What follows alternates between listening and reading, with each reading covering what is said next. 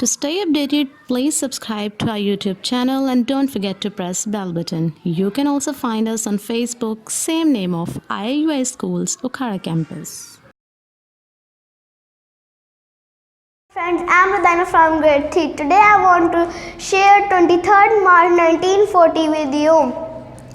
The Minto Park where the Lahore Resolution took place was also renamed as Iqbal Park. All leaders and Muslims gathered there on 23rd March 1940 and demand a separate state.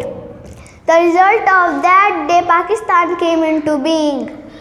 Pakistan Resolution Day 23rd March 1940 tell us the story of success, determination of Muslims. So it's our responsibility to be united, save and serve Pakistan. Thanks.